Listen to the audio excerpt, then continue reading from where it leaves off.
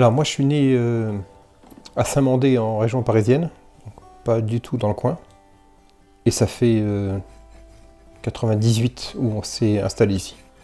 À force de monter à cheval et de voir les artisans maréchaux travailler, l'idée a fait son chemin et après avoir fait un CAP d'ébéniste, je me suis orienté vers un apprentissage en maréchalerie. Donc j'avais 17 ans. Mon patron d'apprentissage, M. Pasquet, à qui je dois énormément, c'est là que j'ai appris toutes les bases du métier, quoi. Je me suis débrouillé pour les faire aller travailler chez des patrons chez qui je pouvais apprendre des choses intéressantes. Sur Chantilly, donc le temple du cheval de galop. Et puis après, Salon de Provence, Francfort en Allemagne, le lac de Constance, le Bodensee, un petit peu en Alsace, et après je me suis mis à mon compte et je suis arrivé ici.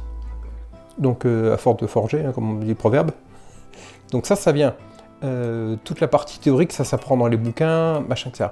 Mais d'aller au contact du cheval et gagner sa confiance, c'est ça qu'on arrive à développer auprès de patrons qui savent le faire, qui savent transmettre. C'est la relation au cheval et le fait de pouvoir faire quelque chose pour améliorer le confort du cheval. C'est ça qu'il faut voir, c'est la question qu'on se pose quand on fait le cheval, c'est qu'est-ce qu'on peut faire pour qu'il marche de la manière la plus confortable possible. Il faut vraiment être près du cheval, comprendre le cheval, s'adapter au cheval, parce que c'est pas l'inverse, sinon ça marche pas. Quand j'aborde un cheval, quand j'ouvre la porte du box, le cheval doit sentir que je suis là pour son bien-être. Donc c'est vraiment ça l'idée, c'est là où on tire un peu de satisfaction, c'est de voir qu'un cheval qui nous a jamais vus, nous donne sa confiance en l'espace de quelques secondes. Voilà, j'ai des clients que j'ai depuis le début. Donc c'est plus tout à fait une relation client professionnelle, c'est des gens que je connais bien, qui me connaissent et tout.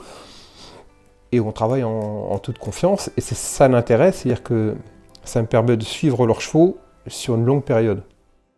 Ça me permet de voir l'évolution, ça me permet de pouvoir mieux appréhender le ferrage.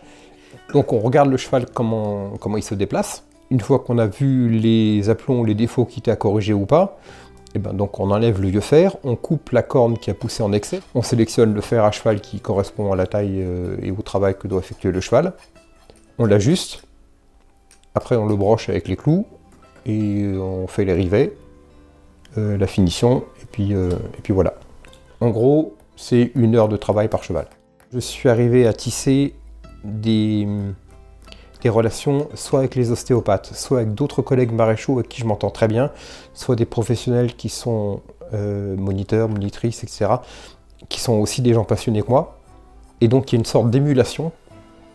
Donc quand il y a un souci, une difficulté, on peut se retrouver autour d'une table, discuter, voir ce qui est le mieux pour le cheval. Et c'est comme ça que ça fonctionne le mieux. Aller au boulot tous les jours avec le sourire. C'est de l'enthousiasme, sinon ça marche pas.